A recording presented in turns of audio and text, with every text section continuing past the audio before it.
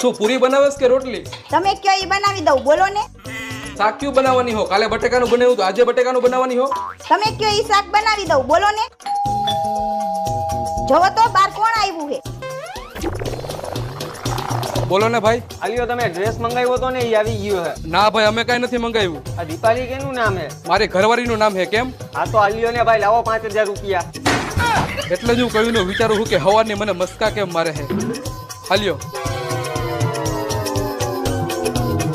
એ મારા રામ.